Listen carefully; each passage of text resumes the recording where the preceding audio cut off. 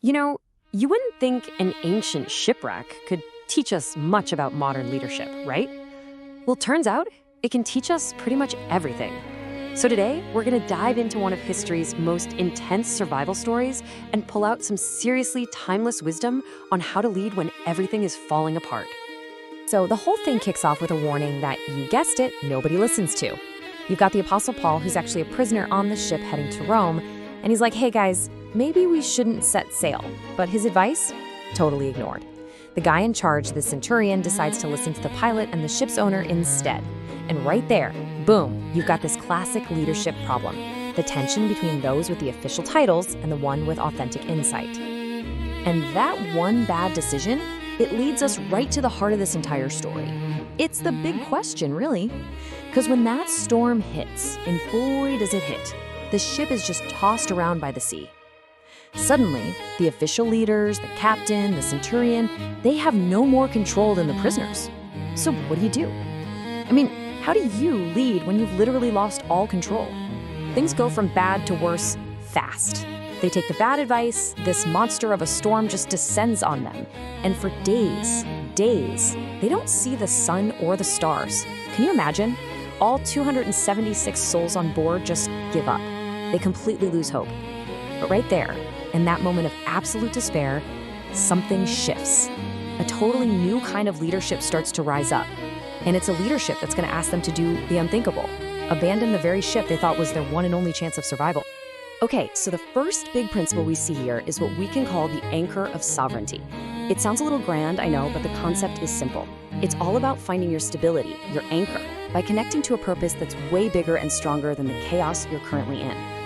You see, Paul's leadership came from this really unique viewpoint. Let's call it sovereign sight. Now, this isn't about sticking your head in the sand and ignoring the giant waves crashing over the deck. Not at all. It's about seeing another reality happening at the same time. Like there's a guiding hand at work behind all the chaos, shaping things for a purpose you might not see right away. And this is where it gets really interesting. The message Paul gets is so specific. He's told, you must stand before Caesar. Notice what wasn't said. The promise wasn't, hey, you're going to have a smooth, easy trip. No, the promise was about the destination. It was for a purposeful arrival. What that means is his safety wasn't tied to whether the ship stayed afloat. It was tied to the absolute certainty of his calling. And this just perfectly shows the mental flip that has to happen. When you're anchored like this, you stop asking the question, is this safe? Because let's be honest, that question just leads to fear and paralysis, right? Instead, you start asking a totally different question. Is this aligned with my purpose? And that question, that's what leads to powerful, clear-headed action, even when the storm is raging. So what's next? Well, having this anchor doesn't just calm you down, it completely changes your job as a leader. Once you're anchored, your focus flips. It's no longer just about you surviving the storm, it's about becoming a light, a beacon of stability for every single person who's panicking around you. And just to really paint a picture of how bad things were, think about this number, 14. For 2 solid weeks, 276 people were so consumed by despair that they didn't even eat. They had just checked out, completely given up. That's the level of darkness we're dealing with here. And right in the middle of that darkness, Paul does something so simple, but so profound. He takes some bread, he gives thanks to God out loud in front of everyone, and he just starts to eat. He's not giving some rah-rah speech or empty promises, no. He's doing something real. He's creating this tangible anchor for hope, a moment of normalcy and faith that just radiates out and stabilizes everyone watching. What's amazing is that this one small act shows this incredible blend of different kinds of intelligence working together. You've got his spiritual intelligence, that's the anchor in the divine plan.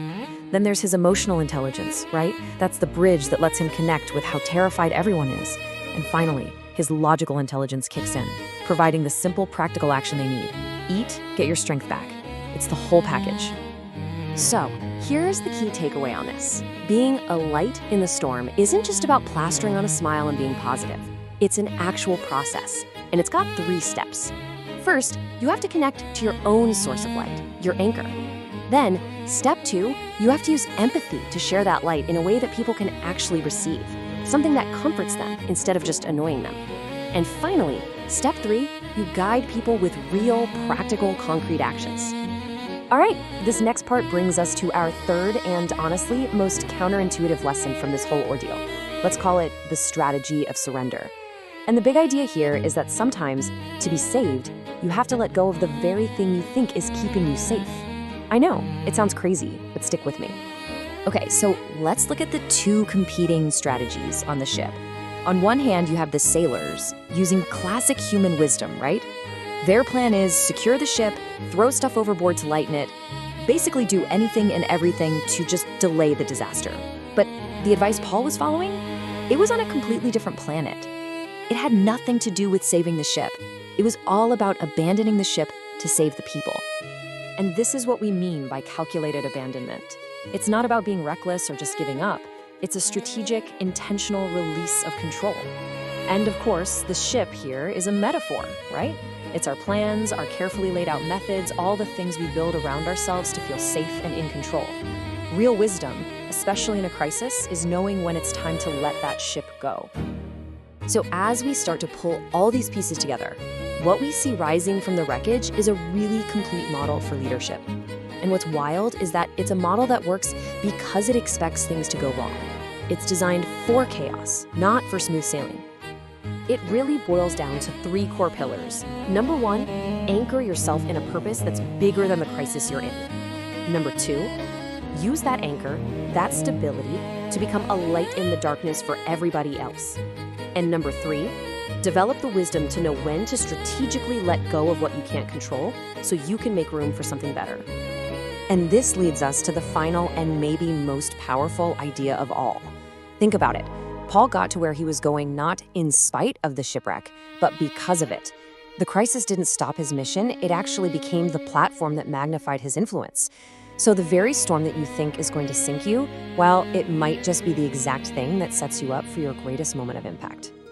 So that leaves us with a big question to chew on. As you think about the storms in your own life, your career, your team, your family, what's the ship that you're desperately trying to hold together? What plan, what old way of doing things, what safety net is your storm practically screaming at you to abandon so that you can finally truly be saved?